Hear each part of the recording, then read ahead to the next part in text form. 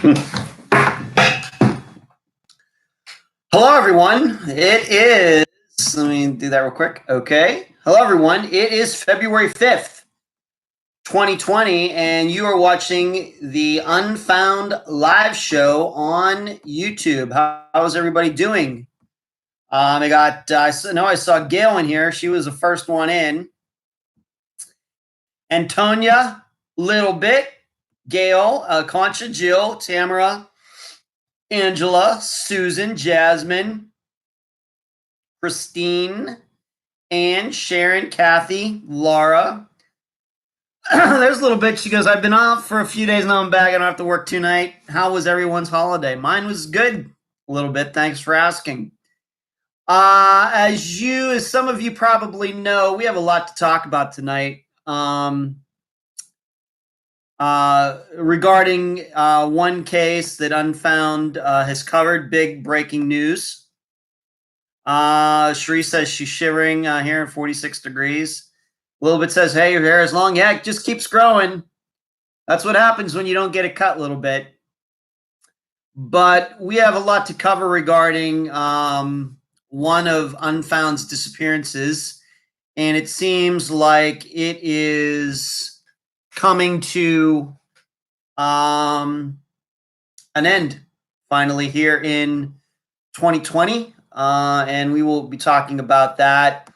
And it seems that what we suspected all along regarding it was exactly true. And so I'm going to be talking about that. But let me look over here.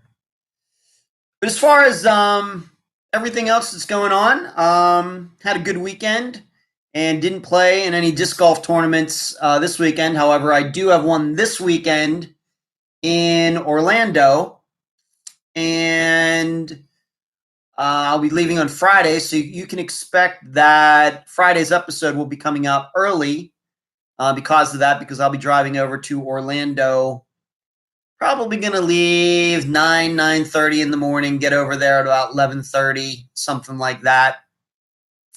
And I will be there till Sunday, and the think tank, I think, will happen as scheduled on Sunday evening. But then I have a disc golf tournament next weekend, not this weekend, but then next week and the weekend after that. But then after that, I will be off for a month, and I actually think I'll be enjoying that month off. Hello, Ellie and Jessica. Good to see everybody that's tuning in tonight. This past Saturday, of course, was February 1st. And I'm hoping that those of you who are on the email list for the newsletter got it. Came out on Saturday. And if you're not on the list, if you think you're on the list and didn't get it, I would check your spam folder of your email program. And if you don't believe you're on the list and you'd like to get on the list, contact me personally, and I will get you on the list. Of course, we did not have one in January, but managed to get one out this past Saturday, February 1st. Hello, Heather. February 2nd, Groundhog Day.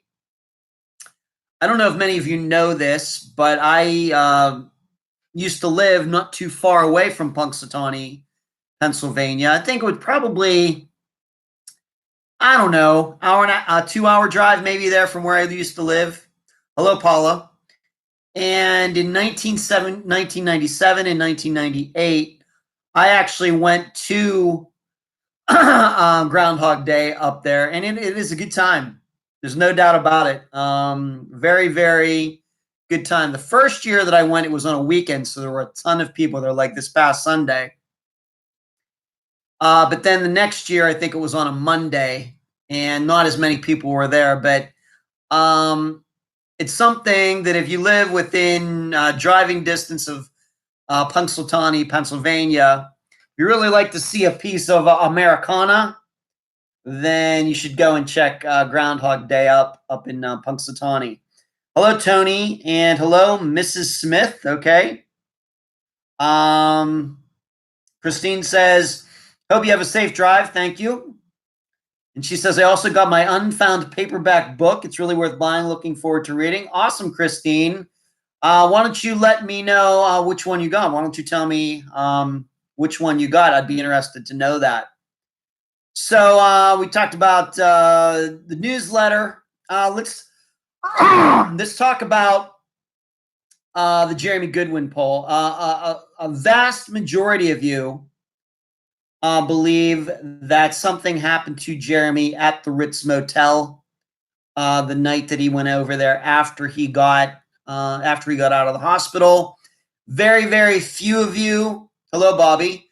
Very, very few of you think that Jonathan Stewart has anything to do with the disappearance. But a large majority of you believe something happened at the Ritz. Now, you should know something. That in the think tank on Sunday night, I'm not exactly sure we came to that conclusion. All of you should know that there was a very popular opinion put forth in the group, and I have to admit that I'm kind of leaning this way as well. I think that Jeremy Goodwin tried to walk home after the second phone call at 11 o'clock. I wrote about it. If you're on Patreon, you know that I wrote about that for my blog this week. That's the conclusion that I came to. I think that second phone call, I was trying to, the 9 o'clock phone call while I was at the hospital, he was trying to get a ride. He couldn't get one. He decided to walk. So it made a lot of sense to me and to some other people. And I'm not saying everybody thought this way, but it was some very popular thinking on the think tank on Sunday evening that then he went over to the Ritz, did whatever he had to do over there, got drugs, whatever went on. And then he went to that bar, like the bartender saw him. He dialed the number, tried to call collect, of course, because he was once again trying to get a ride. And when he couldn't get a ride, he decided to walk again. And something happened to him on that cold night with a long walk back to where he was living. So just something for all of you to think about. Of course, if we knew what happened, we could just go solve it right now. But that's one of the reasons, as Cherie is saying, this is what we talk about in the think tank. Because we do throw around the popular theories, and then we try to look at it from different angles. And I think what we found in doing the think tank is that, sometimes theories that seem very straightforward, when you really start to question them and question the intricacies of them, they don't quite make a lot of sense. And I think that's what happened on Sunday evening when we really started to look at Jeremy going over there, getting there probably at like 9:30, and then him being over there for an hour and a half and then calling again. That feels like a situation where he did go up to room number 10 and did whatever with those people, and then he wanted to come home. And he wanted to give it another shot, that maybe his mother or whoever would change her mind and she would come pick him up. Of course, the call didn't go through, and he said to hell with it and started walking just like he did from the hospital. Just an idea. As Carrie says, a lot of back and forth happened with that one. Absolutely, on Sunday night. That's true, Carrie. And Kathy, who is also part of the think tank, she's saying when you start discussing something, sometimes you can consider other possibilities. And that is exactly the reason we do the think tank, for that very exact reason. So if you'd like to be a part of it, all you have to do is sign up at patreon.com at the $12 a month level or higher. Now, if that's a little too much for you, I can understand. You can sign up at the $2 or $5 level, and you'll automatically get some ebooks for free, and you'll have access to 130 blogs that I've written regarding Unfound's cases. It's a lot of reading. It's instant. As soon as you sign up, you have access to all of them. There are 130 write-ups, about 3,000 words is the average length. That is a lot of reading. Can I do the math in my head? The 4 zeros, 9 and a 3. what is that, 390,000 words for you to read. It's quite a bit, and I think you'll really enjoy it. So I hope you will consider signing up at Patreon and even at the higher level to take part in the think tank, which happens every Sunday evening, usually Sundays at 7 p.m. Eastern. Carrie says, right, Kathy, it's easier to have a conversation and talk through the what ifs and ideas. Awesome brainstorming. That's what we do. We brainstorm. So let's move on to something else. So once again, patreon.com, patreon.com/Unfound podcast. Next, I wanted to send out condolences from the Unfound team to Lydia Cox Carter. You will remember, wow, it seems like yesterday, but it's been quite a long time that she was on the program. But she was on the program to talk about the disappearance of her brother Robert. And, he was being taken care of by his new wife, and then he allegedly walked off, and there's a lot of reasons to believe that didn't happen. But Lydia and Robert's father, who lived on the same property where this disappearance happened, he died, I think, yesterday. And so I wanted to send out our condolences from the Unfound team to Lydia and her family. Unfortunately, he had to, he passed away not ever finding out what happened to his son. And it's very sad. But and hopefully that will change one of these days, that Lydia herself, can find out what happened to Robert. And if you haven't listened to that disappearance, I urge you to do that.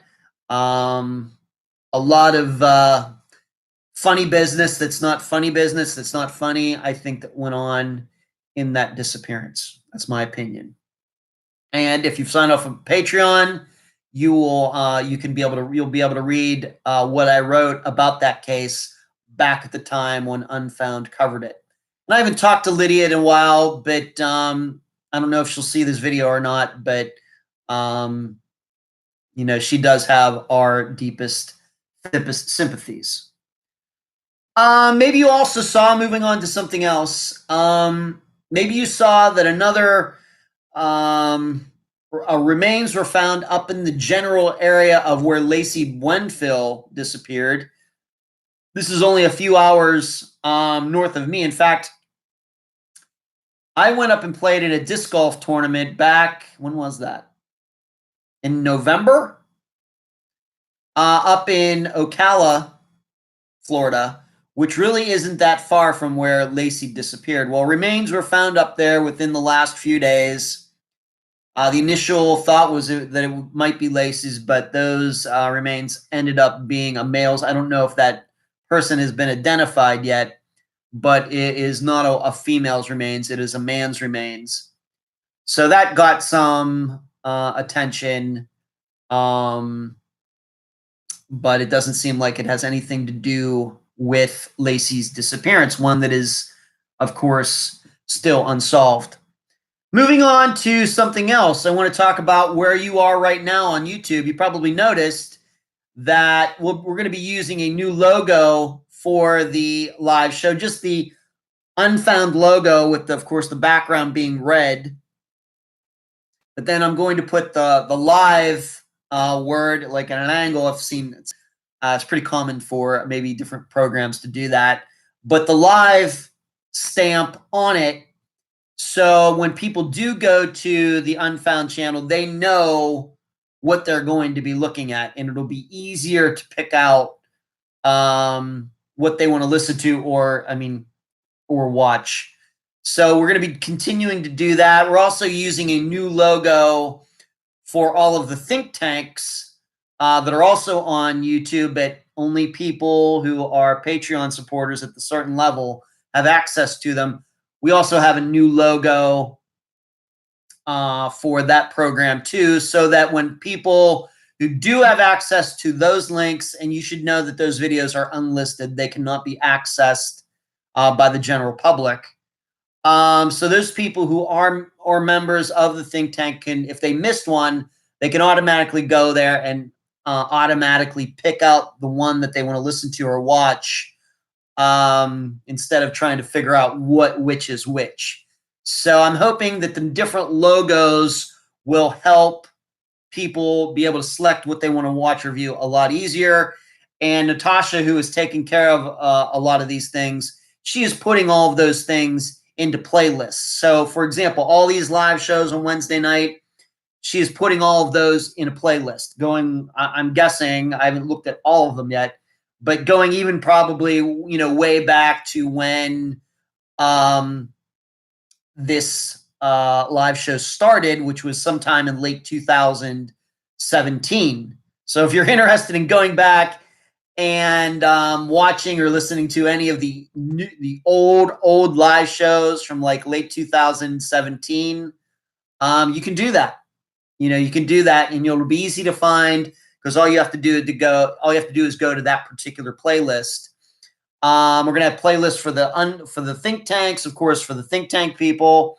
We're going to have a playlist for a variety of different categories. And I even told Natasha that I'd like to have a playlist of cases that all come from the same states. So Florida, Texas, California, wherever. So definitely getting the YouTube channel into the 21st century. And Natasha is handling all of that. So also what we're trying to do is what she is doing is, instead of me, like I used to do, kind of just upload a bunch at the same time, she has the time to upload the newest podcast episode onto YouTube fairly quickly after it comes out. So you don't have to wait weeks and weeks or months. If you are a YouTube person, for example, this Friday, we're going to be covering Mary Jane Vangilder's disappearance. And that one coming out in February, I might not be able to upload it because of my time constraints until April. With not Natasha doing it, she's going to be able to upload that video fairly quickly. All she has to do is put pictures to it and then upload it, and it'll be up there. I'm guessing within a few days. So there's that. In addition, she is redoing the old episodes from 2016 and 17 with the new music, and that, of course, takes some time. There's a lot of work to do with that, but she's putting new music to it because the old music from that time, I was using copywritten music, and as long as there's copywritten music in Unfound episodes, the Unfound podcast channel here on YouTube cannot be monetized. That's a restriction. So there you go. A lot of things going on there. Very pleased with what is happening. Carrie says some of them she has uploaded by that evening or the next morning. Yeah, she is pretty quick on that. So she seems to know what she's doing, and I think I'm giving her a fair amount of leeway on it. She does send some things to me, and just have to work a few things out here and there just to make sure that the work that's being done goes along with the Unfound vision as far as using particular words and phrases and some other things. I have a particular vision when it comes to that sort of stuff. But other than that, I think she's doing, a great job. Let's move on to something else. And I know this was a question in the group, and I want you to know that I had a chance to talk to Dennis Mahan today. Many of you probably know who he is. He was the guest on Unfound for the Kent Jacobs disappearance in August of 2017. And then he was on for the Kristin Modafferi case sometime in 2017 and then 2018. And the reason he was the guest for those episodes is because he's known about them for a while. He's worked on them personally and has been in contact with both Kent's and Kristin's families, Kristin Modafferi's family, for a long time. Well, I got to talk to him today. I was calling him for a totally different reason. But we ended up talking about, he is also very knowledgeable in the Kristin Smart case. And of course, there was a lot going on in that case today. That's not a case that Unfound has covered. I don't think it's ever been on my list of cases to feature. I know that Emily and I have never really, I don't think we've ever talked about that disappearance. Of course, Dennis and I have, but we've really never talked about him coming on the program to talk about that one, simply because I think Kristin Smart's case has gotten a lot of attention, whereas those other two that Dennis, he'd been on the program. Kent's, of course, did not get a lot of attention, and Kristin's didn't either. So, but there was a lot going on in Kristin Smart's disappearance today. Of course, it's and I just say this for the record, I'm sure a lot of you know more about the entire story than I do. Okay, I just want to state that. But today, a multitude of houses were raided today in relation to Kristin Smart's disappearance. There's a man, the friend of hers, who allegedly escorted her back that night. And of course, he has been the number one suspect, I think, virtually since she disappeared. Where he was living was raided. His parents' house was raided. And his sister's house was raided. And maybe even there was one other location that police went in, I'm guessing with warrants or subpoenas, to take away evidence. Now, somebody in lead up to this live show tonight, Paul Flores, thank you, Cherie, asked me what could it be after all of this time that, why is it all these years later suddenly they're doing all of this? I think to be able to answer that most accurately, I think I would have to know more about the disappearance. I would have to know more about what the police have actually been doing all these years. I think I'd have to know a lot more about a lot. Okay. And frankly, in talking to Dennis, even though I talk to him every few months, we've really not talked about Kristin Smart's disappearance that much. We talk about it just in general terms, but that's about it. And I really couldn't even get into it with him today because I was calling him for a totally different reason that I can't talk about. But then he goes, "You're calling me about Kristin Smart?" And I said, "No, really, I'm not. I really at that point didn't even know what was going on. I didn't have the TV on, anything." And so we talked about what I wanted to talk about, and then he let me know what was going on at the same time. And he goes, "Man, I got to go." So I totally understand because, he's right about that. Now, what Cherie is saying is one thing that's going on with that case is that there was an administration change in the sheriff's office. Okay. We know sometimes that that can affect the status of a disappearance or a case, that a new sheriff or a new chief of a police department comes in and wants to make certain things a priority. I can think back to when the new police chief started in Mason City, Iowa, where Jody Schrute disappeared. He did some press conferences, met with some of the people from findjody.com, wanted to try to reinvigorate everything. And I think that's kind of what happens. It does. My perception is that the last few years, Jody's case has been a little bit more out there in the public than it has been in the past. So these things do happen. So sure, you could be totally right about that. Being that in that area, I'm sure that Kristin Smart's disappearance still stands out. The nation knows about it.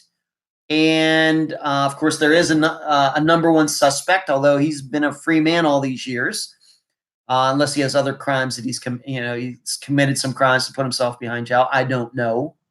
So, and as Carrie is saying, new brass wants to hit the ground running. Usually wants to be the one thing that hasn't been handled in a while. That very well could be. But other than, just, maybe new sheriff trying to make things look good, and make it say, I'm going to get here and I'm going to be kicking some butt. What are some other possibilities, that could have led to what they are doing now? Because, that's a fair, to raid different locations all at one time. And I think this way they usually do it takes a lot of manpower. It's going to be costly. Some guy, men and women are going to be getting overtime, and then the collection of evidence, and they're going to be there a while. I mean, this was no small operation. I'm wondering a couple things. Here are the things that come to my mind. Number one, as we find out in cases sometimes, as what Sherry's talking about, new sheriff, carrot coming in, it very well could be that new regime comes in, they look over the evidence, and it's not even a political thing or to make themselves look good. They go through the evidence, and maybe something that has been glossed over for, the last 20 years or however long it's been, suddenly catches somebody's eye. That has happened in disappearances. And in fact, we know that happened in Laura Bible and Ashley Freeman's case, where they kind of blew off this insurance card that was found near the driveway of the Freeman residence. And then all these years later, they decided to take that piece of information seriously, and voila. It could be that. It could be that there was something that was kind of blown off and it suddenly became prominent again.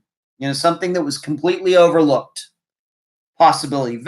Somewhat possible. Not very possible, but certainly in the realm of possibility. Number two, there may be some sort of DNA angle to this, that it wasn't tested, or they found some DNA or something that maybe can connect Paul Flores to Kristin Smart in some way. Maybe they found, maybe they collected some DNA back at the time. They didn't have the technology to test it, and then they tested it now, and they found some DNA of Kristin's in some place where it shouldn't have been, related to Paul Flores. That's totally possible. We know several instances of that, where DNA finally becomes testable and murderers are charged. I mean, we talk about that like once a month on this show. So that's the second possibility. The third possibility is that after all these years, somebody who knows Paul Flores and knew something has decided to finally come forward. Grew a conscience, grew up, maybe a friend of Paul's who knew something, got charged with some serious crime, and then finally spilled the beans.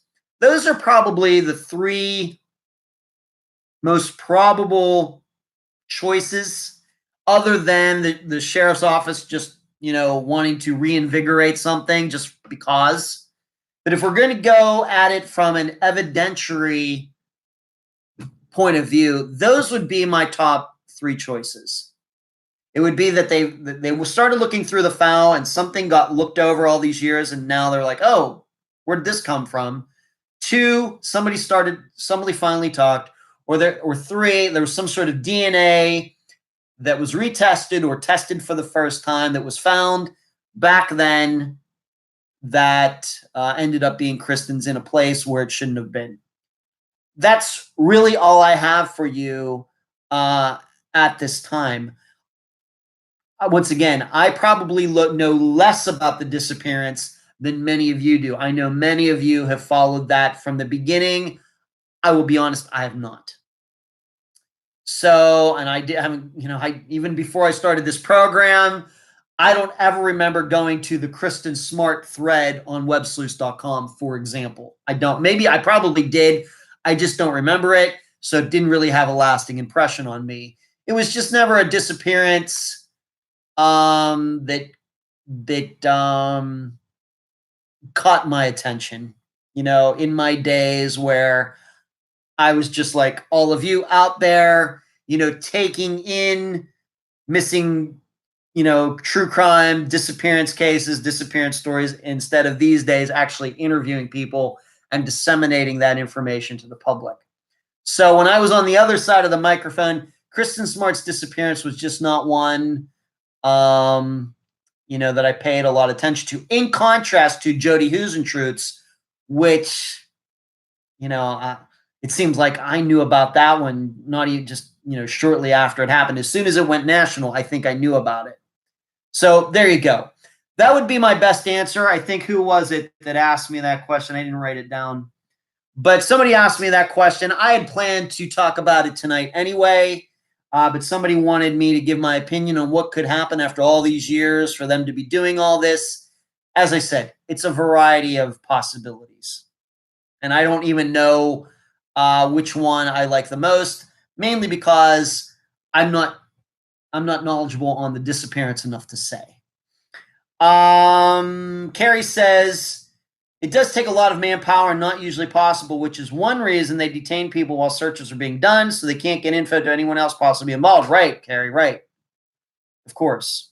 And Mrs. Smith, thanks for covering that. You're welcome.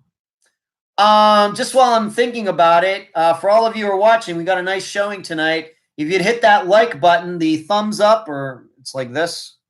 It's with, I guess, well, if they're looking at me, it would be the right hand. Whatever. If you'd hit the thumbs up button for this video, I would deeply appreciate it as you're watching. That certainly helps our stats and certainly helps this live show being noticed, and it's more searchable for people out there. There we go. Thank you, everybody, for doing that.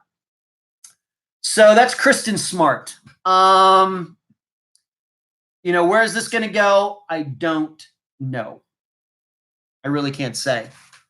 The problem is that I think we've seen these kinds of things before and nothing happened. Then on other occasions, we've seen this before and a lot happened. For example, Zoe Campus's case. There was nothing, and then suddenly all these people swarmed on Carlos's house and the remains were found. Whereas I'm sure we can think of some other situations where the police were getting involved and there's all sorts of subpoenas and everything else, and nothing happened. Maybe like Steve Pankey. They went crazy on him in 2019. To my knowledge, he's still walking around a free guy. So you just don't know. Thank you all for hitting the thumbs up. Thank you. So let's go in to the main topic for tonight's live show. This is something that happened today, if you don't know. Of course, I talked about back in, when was it? November, I think it was. The Dennis Bowman, the adopted father of Andrea Bowman, was charged with the murder of a woman in Virginia in 1980. And later, forget how later, he has been, extradition was, of course, he was living in Michigan.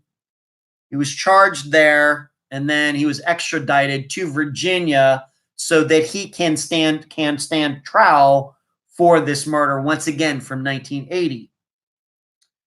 Well, what has happened today, and I have had a quick back and forth with Andrea's biological mother and the guest for that episode, Kathy Turkanian. If you haven't listened to that episode, you have to go way back to 2016 to listen to it. You can find it here on YouTube, of course, on Podomatic, iTunes, Spotify, etc. Hello, Bree. Thanks for tuning in tonight. Andrea Bowman's remains were found today.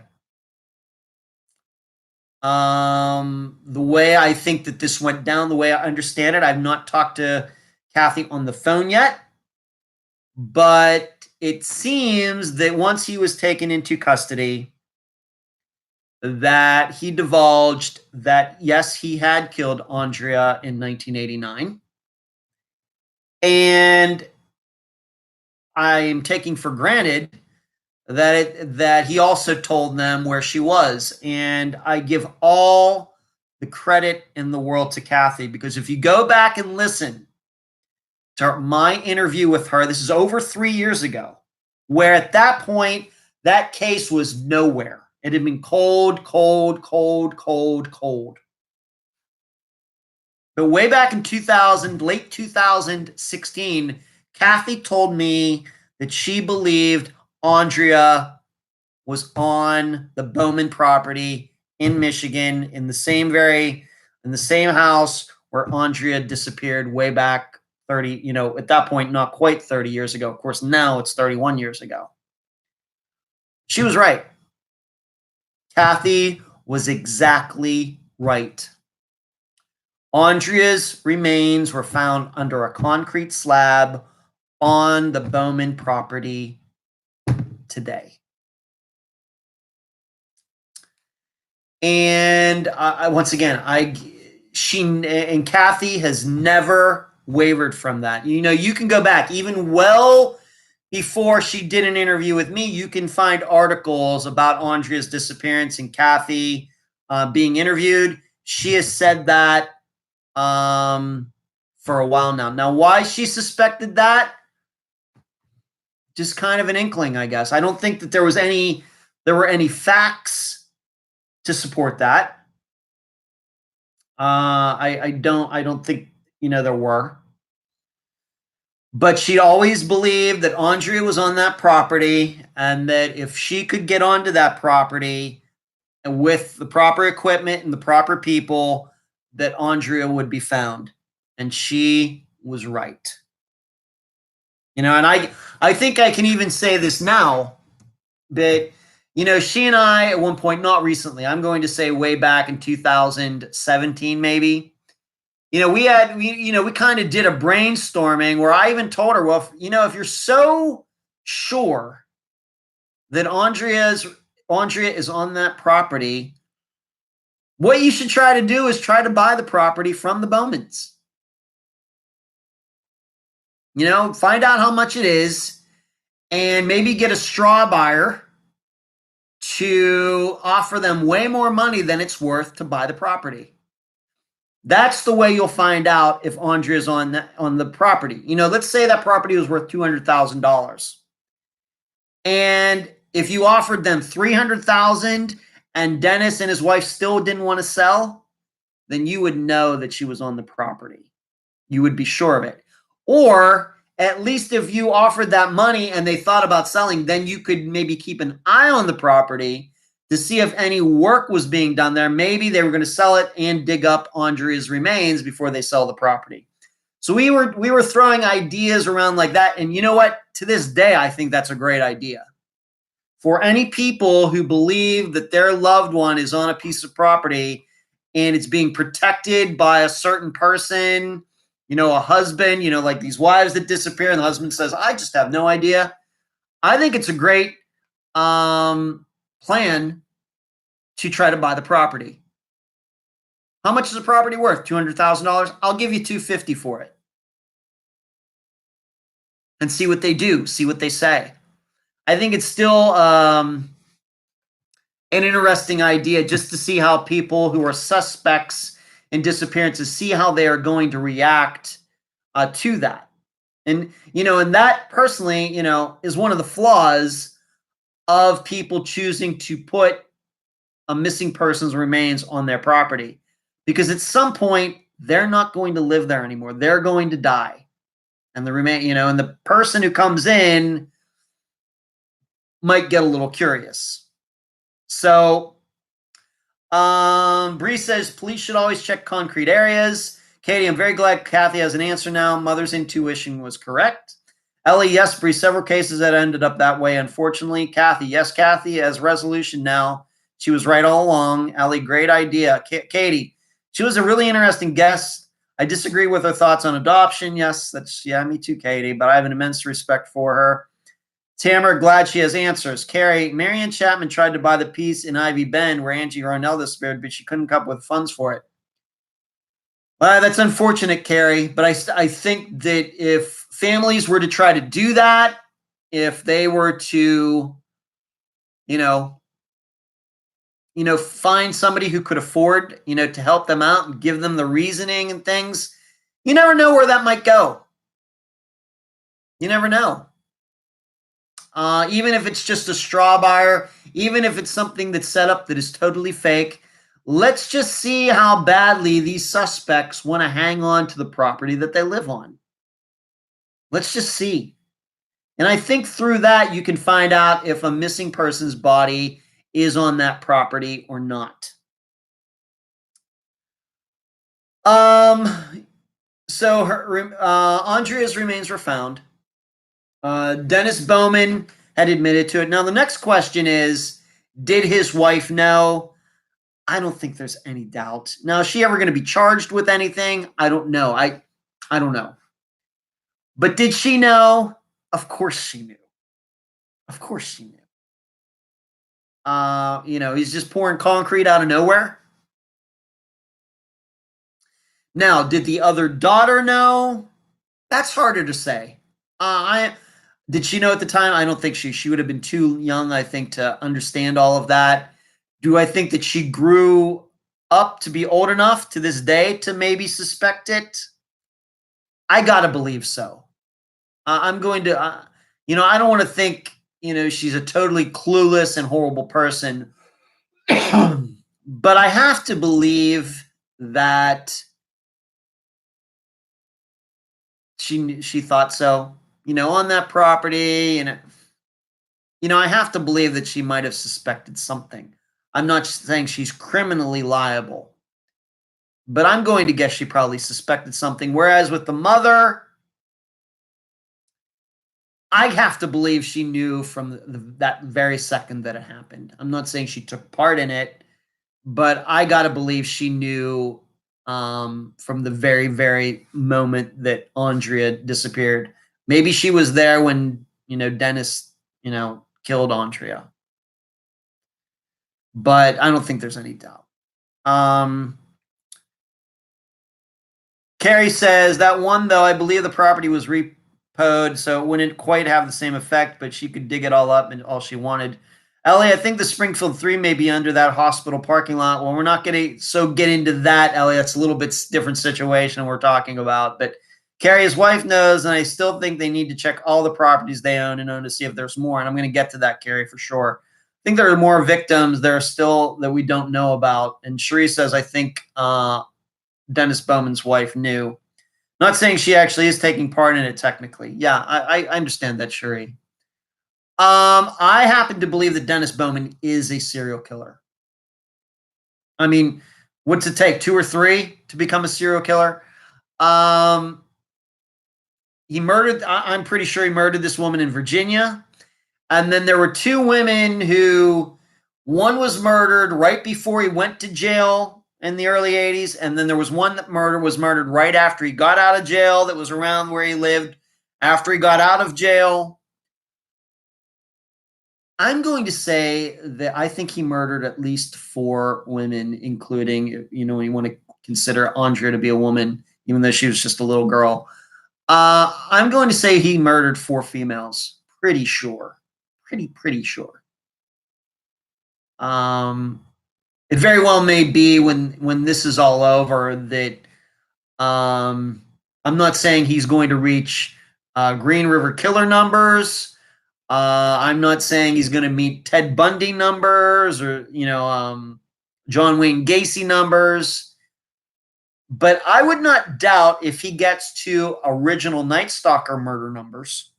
That would not surprise me. Not surprise me at all. Carrie says, wasn't there another rape victim that escaped him? Yes, that's why he went to jail in the 80s, Carrie.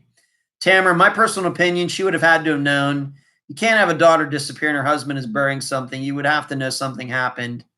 Cherie, Unfound's first serial killer? I don't think so, Cherie. I think that our first serial killer was Gerard Schaefer in the Debbie Lowe disappearance that we covered, from the early 70s. I think he was our first serial killer. I'm not saying there aren't more, but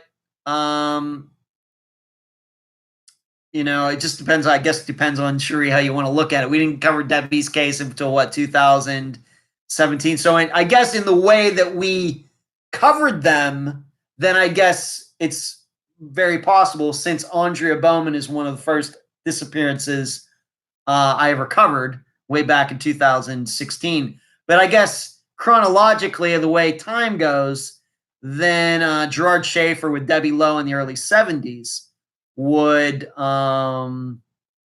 be that. And I guess what I would also say that I think that from the day that we covered Debbie Lowe's disappearance, we knew that Gerard Schaefer is most likely involved, and we already knew he was a serial killer. Whereas I think with Dennis Bowman, that is only a revelation that started started after that.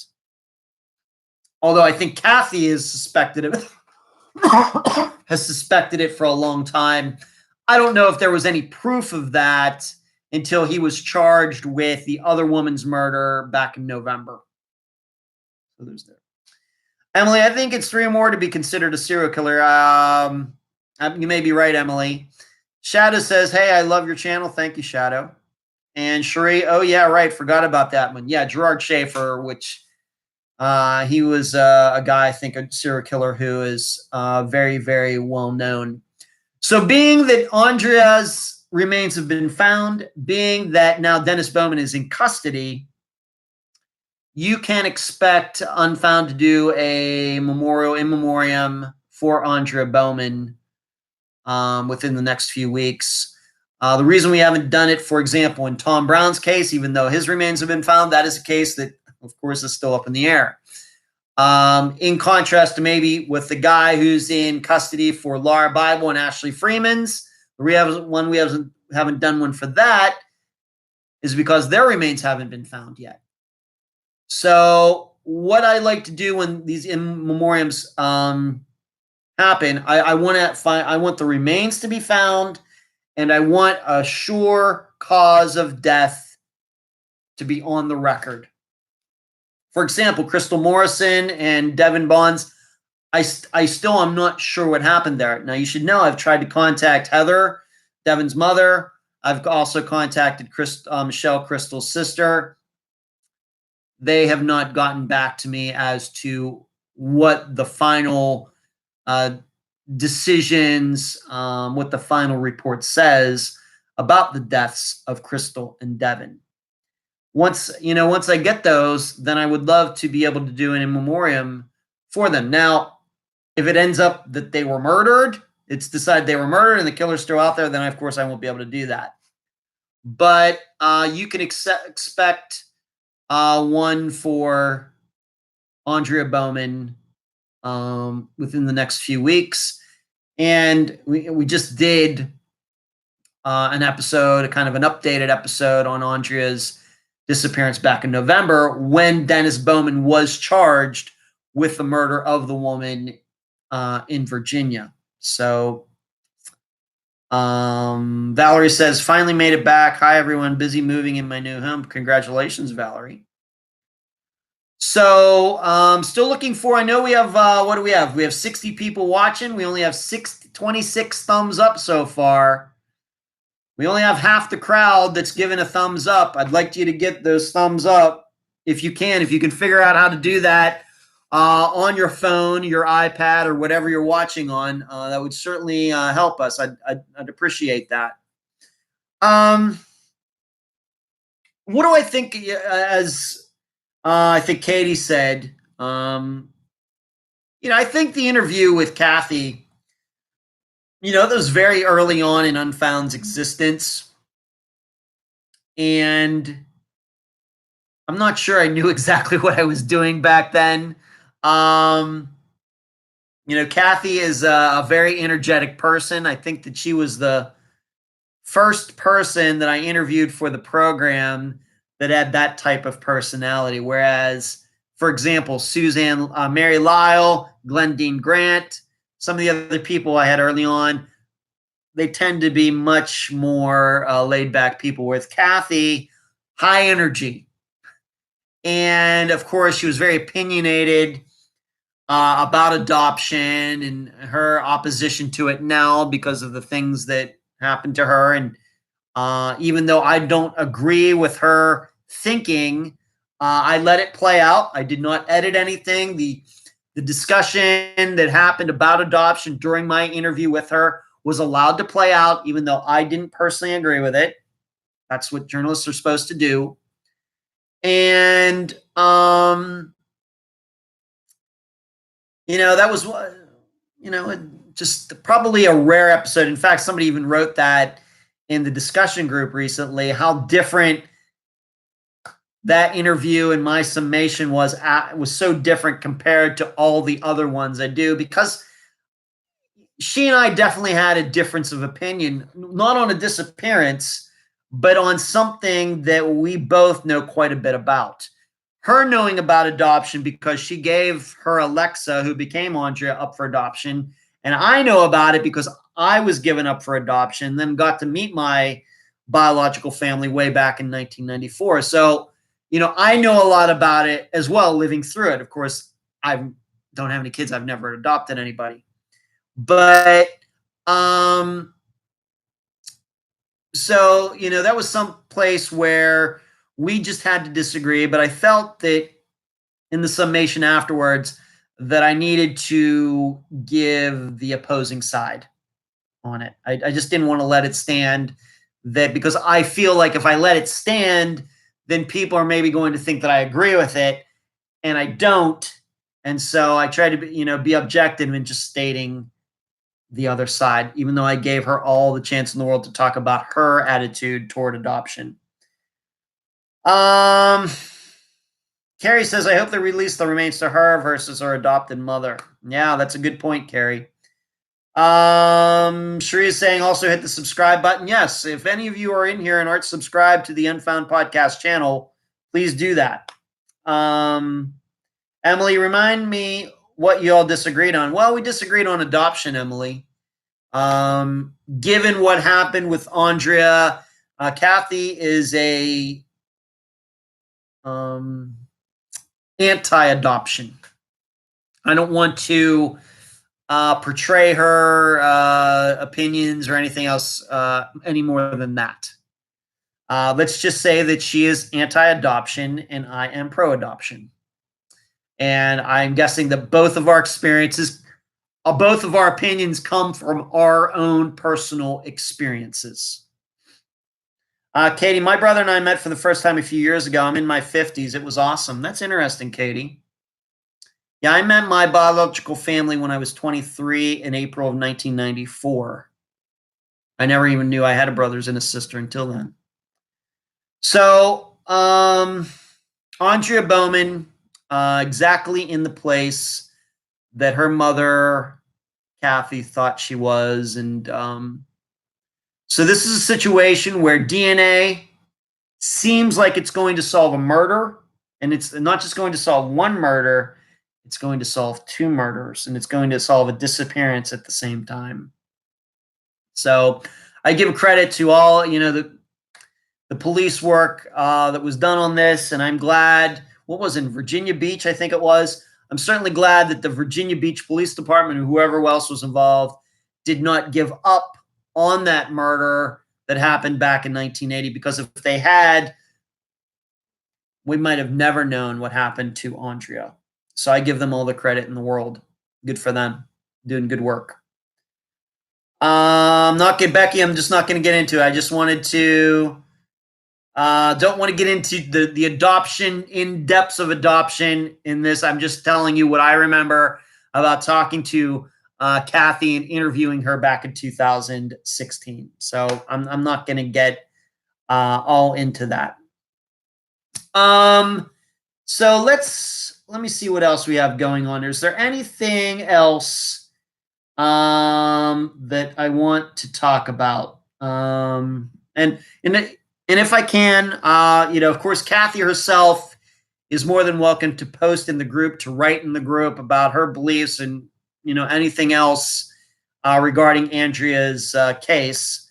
But if I talk to her and if I feel like, I can say whatever she has to say in the group, I will do that. I anticipate she and I will talk again very soon. Like I said, we had a quick messaging back and forth today. As you can imagine, she had a lot of more people to talk to. One thing I do want to talk about, and I've noticed my assistants in our messaging group on Facebook between Cherie, Heather, and Carrie talking a lot about this disappearance of Gannon. Is it Stauch or Stauch? Stauch. C-H. I want to say Stauch, but I've not heard any news on it. All I do is read about this stuff. I'm sure one of you will be able to tell me how you pronounce that last name. And thank you for those people trying to point out how to you press the X, then it lets you thumb, then click glide to go back. Second pronunciation, stock. Heather? Is it? Let me just type this out. Is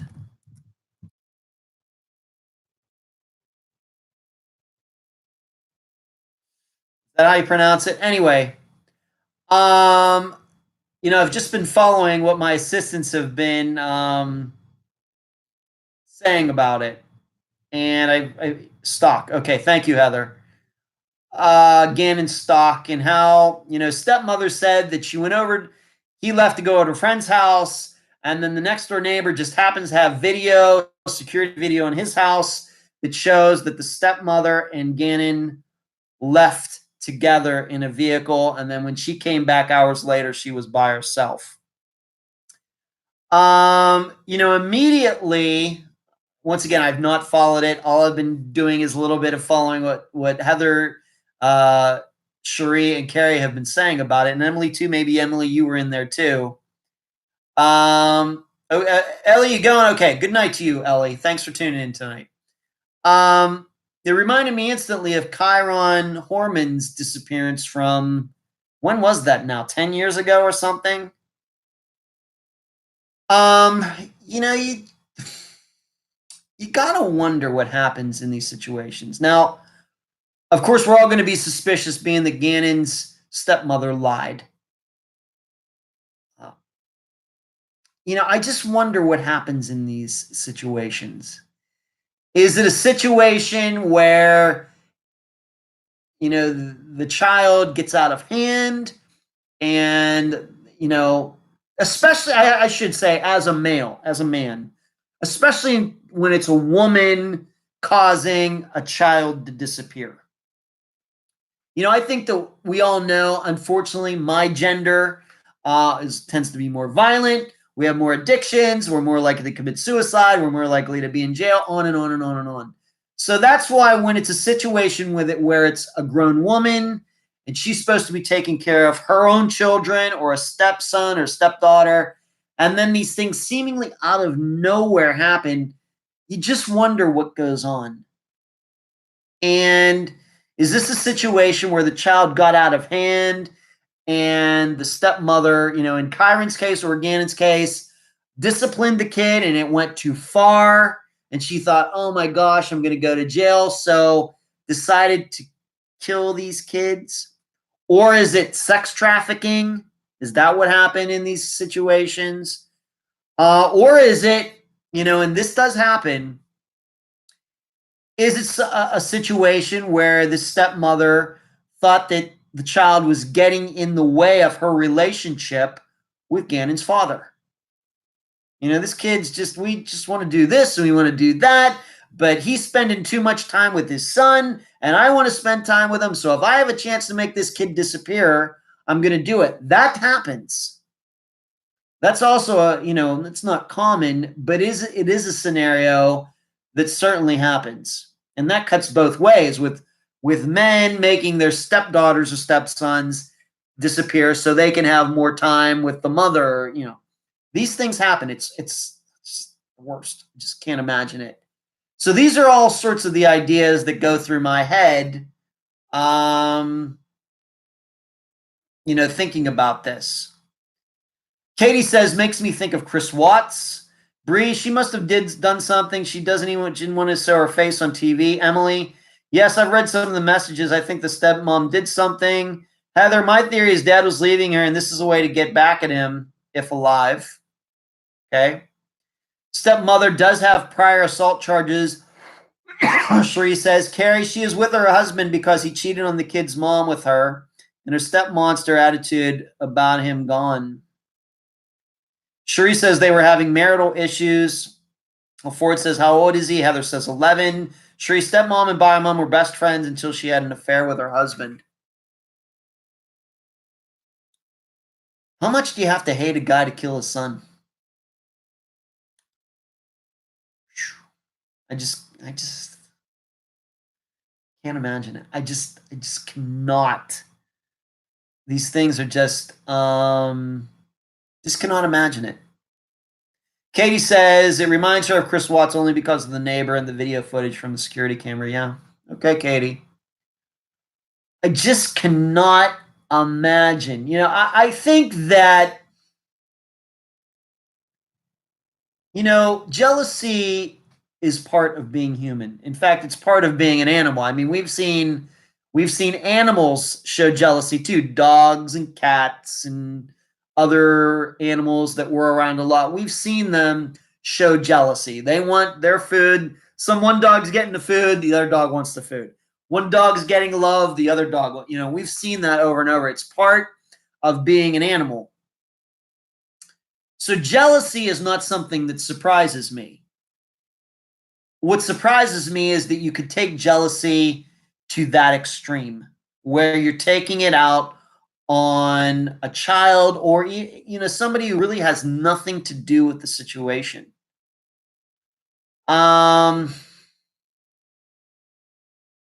We've all been there. We like somebody, the person doesn't like us, they like somebody else, we get jealous, we rack our brains about it, we get stressed about it, we do all sorts of stupid things. Okay? But to go to the point of killing a child is just, I don't know. I don't know. And of course, the bad part, at least in Chiron Horman's case, is nobody's ever gone to jail for that. And he's still missing. So not only is it that, seemingly this stepmother of Chiron got away with it, is a horrible person, but she got away with it. It seems she got away with it just doing it on spur of the moment. I don't know. I just can't even fathom it. Cherie says it's disgusting. Carrie, it is people like her that gives real stepmoms horrible names. She is a narcissist. If she is guilty or not. Katie, when you hate your spouse more than you love your child, you're in big, big trouble. That is true, Katie. Thank you for stating that. Emily, not that killing anyone's right, but why not get the dad? He's the one you're mad at. It isn't an innocent child's fault. Yeah. Scout. Scout says, I've listened to this channel for quite some time. First time commenting on live. Thank you, Scout.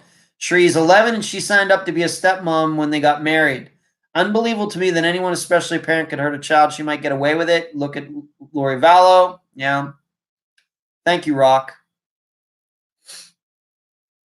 Yeah, like I said, I get jealousy. And I'm not saying that because I understand it, I understand it. I'm not saying that what people do because of it is right. I'm not saying that. But generally, when you're mad at people, it's best to take it out, on the people who are ticking you off, or just swallow it. Once again, I'm not advocating murder or anything else. I'm not saying that. But displaced aggression in anything helps no one. It's just, Carrie says, what is the most effective way to hurt a parent? Do something to their child? I guess, Carrie. I guess. Just don't know. I guess, this is kind of like when newlyweds get married and then like 6 months down the road, the guy's killing his new spouse. You see their wedding pictures, they go on a honeymoon, they're smiling and everything else. 6 months later, guy's shooting his new wife. I get it. Just, it is, I'll admit that I'm not a relationship expert. That's why I'm still single at 49, but I don't know. It's just, I just don't know. Bree says, didn't Kyron's stepmom try to hurt the dad after Kyron disappeared?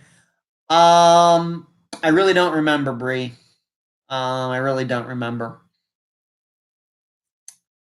But what kind of evil person do you have to be to get up one day and say, you know what, I'm going to kill a child today? Like Susan Smith, probably the one that pops to my mind. What was that, 25 years ago or something now? You know, she killed several of her children. And then I think about a few years ago, those two women that had those children, and they drove all of them off that cliff in California. Just don't get it. Just, and I'm not even a big kid guy. There's a reason I'm 49. I don't have any children, and but these people actually wanted to have kids. I don't know. It's just all horrible. I'm hoping, the Hart family. Thank you, Scout. Yeah, Casey Anthony. There's another, another name. Yes, thank you, Bree. I guess we can continue to hope that Gannon is alive, but I'm not. I can't say that I'm that hopeful at this point. Yep, Shriek, Chris Squatts killed his 2 kids just last year. Becky, we don't understand because we don't think like they do. No conscience. Bree, what's the mom that drowned all the kids in the bathtub? Was that Susan Smith? No. Bree, Susan Smith was the one who drowned her. Said that, frankly, a black man, took the car and drove the car into a lake or something, right? Andrea Yates. Right, Andrea Yates, I remember that name too. Right. Yeah, we don't think like they do, Becky. That is certainly true. But on the other hand, I'm not inclined to believe that, this stepmother, whoever, however old she is, is she in her 30s or something? I got to believe if you would have talked to her 20 years ago when she was 15 and said, you know what, when you're 35, you're going to kill an 11-year-old, I think she would have said, you're crazy. I think that's what I'm saying, is that even when it comes to any of these people, any of these grown women who ended up killing their children or their stepchildren, I have to believe that if you had gotten to them, if you knew the future and then talked to them 20 years ago and said, you know what, history says that you're going to kill kids 20 years from now, I think all of these women would have said, that's crazy, and they would have meant it. They would have been dead serious. I would never do something like that. I could never do something like that. But they end up doing it. And that is the part that fascinates me as a person who does this for a living, is that, I don't believe that these women or men who do this are predestined to do this when they are born. And even I'm willing to say, even when they get to be teenagers, that if you were to tell them that they're going to do that in the future, they would reject it. And they would say, I would never do something. That's the most horrible thing I've ever heard. But then something happens. And, I don't think it's just easy to dismiss that, these people, have mental issues or they can't control their rage or anything. I got to believe it's more complicated than that. To take a person that 20 years ago would not hurt anybody to 20 years later doing it on purpose. It's a fascinating topic to me. Cherie said she's seemingly a great mom to her bio child. Well said last week in her interview, she could never hurt a child. Well, Michelle, that's fine. That's fine. You're here. We're having a good show tonight. We're almost done, but that's fine. You got in a little late. That's fine. So it's just a fascinating topic. And you just wonder what the path would be for a person, to talk to them when they're a teenager and say, I've seen the future. You're going to kill your child in 20 years. Well, that's crazy. And then to see, that progress and all the twists and turns that would put that person in that position to do that when 20 years ago they said they'd never do that. There's just something interesting about that whole topic, and I wish I understood it. Becky said we would have to study the child on to see if there were signs. Some study this type of behavior starts in their 20s. That may very well be. So we've been doing this for an hour and 10 minutes. Let's get to this Friday's episode, and then we will call it a night. Katie says, it's actually very scary to think that any parent is capable of killing their own flesh and blood. Humans have a dark side to them. They absolutely do, Katie. That is certainly true, and that is something as a human, even though I think I'm a good person, I think unfortunately that is true.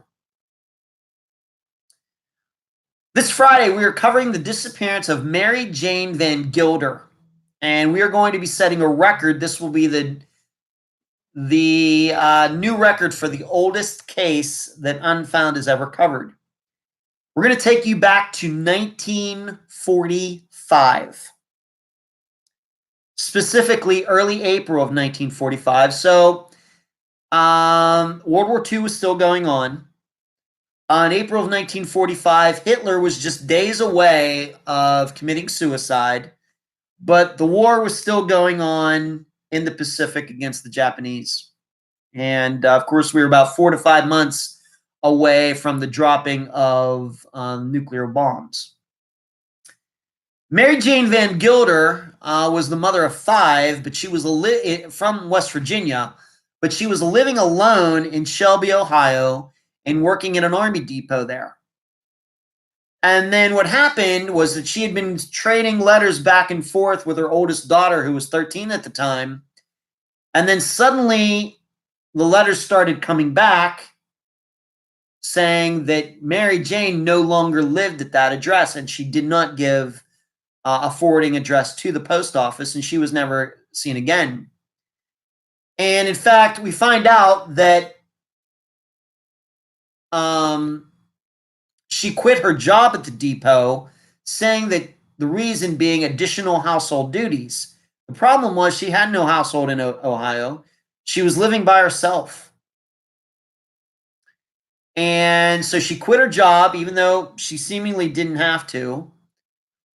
And those letters stopped going to the address where she was living at, and she was never seen again.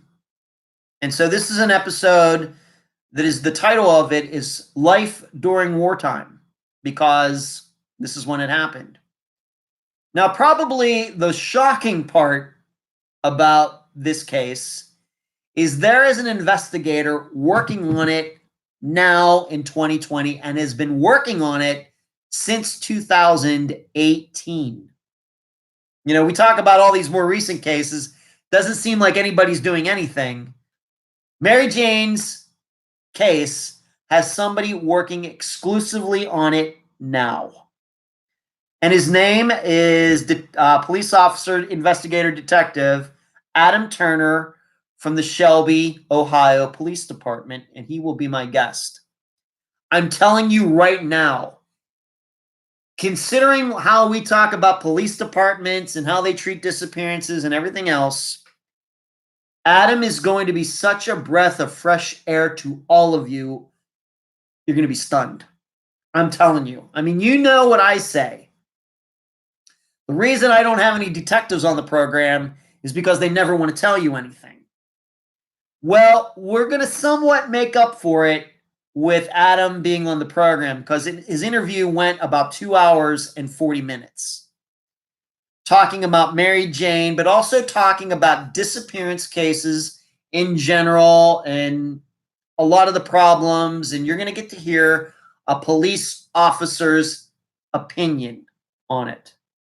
And the good news, he sounds more like us than he does like how regular police officers treat disappearances. I did the interview this past Saturday morning, and it was, like I said, it was such a breath of fresh air. police departments across the United States need more Adam Turners.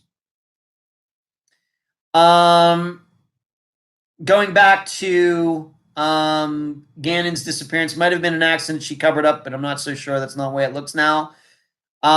Christine says, everyone like this live chat. Yes, please do.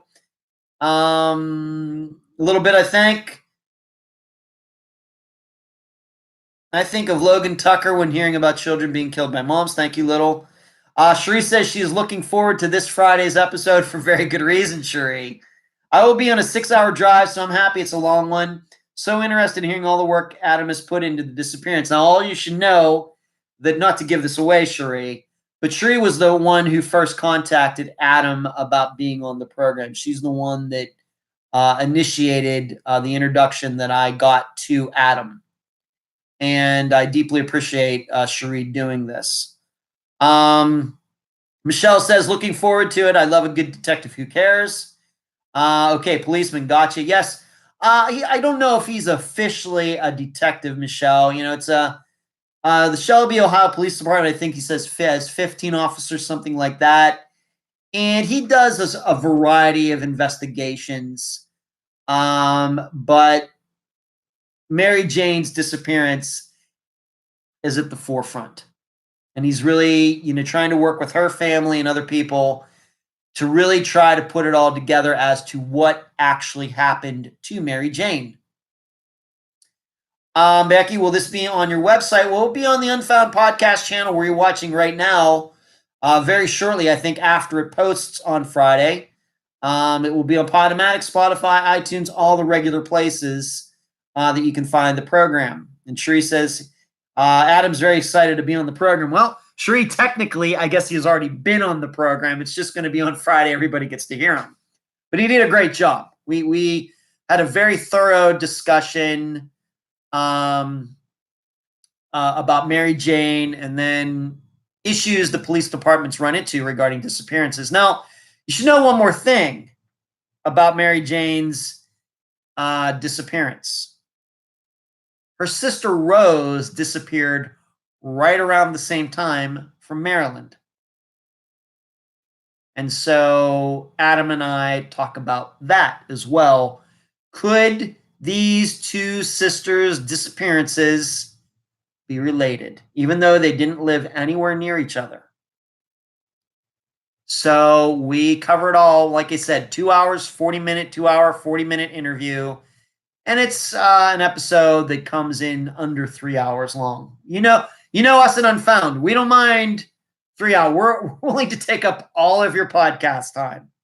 I have no problem doing that. I know that there's only so many hours in a week that you have time to listen to Unfound and whatever else you listen to. Well, we at Unfound, we don't mind taking up a lot of that time.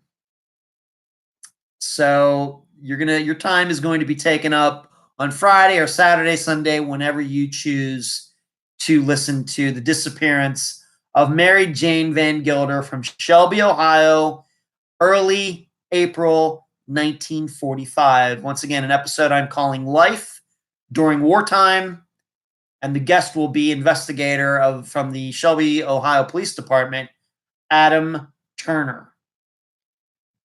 So that's all I got for you tonight. What did we do? Thank you, Michelle. I'm going to keep it up. Thank you. Talked about my schedule for at least the next couple weeks. I'm going to be in Orlando this weekend for a tournament. I have a disc golf tournament the next weekend, but it's right here in my area, so I will be able to stay at home. Talked about the Jeremy Goodwin poll. Talked about the newsletter that came out this past Saturday. Another body was found near where Lacey Buenfield disappeared, but it's not her. Talked about, unfortunately, Lydia Cox Carter's father dying. Talked about all the stuff going on here right on YouTube. Talked about Kristin Smart. Talked about, of course, about Andrea Bowman, all the news there. Talked about Gannon Stauch and how his disappearance and how his stepmother is most likely lying about what happened. And then we finished up with the disappearance of Mary Jane Vangilder that we'll play this Friday. That's all I got for you. Thank you all. Went an hour and 20 minutes tonight. Man, that time goes so fast. You do not know how fast that time goes. I just don't know where the time goes anymore. I just don't know. When are you going to get a haircut? Ryan asks. Never. Good night, everyone. Good night. Please like and subscribe. Join a Patreon. Thank you, Sheree. Good night.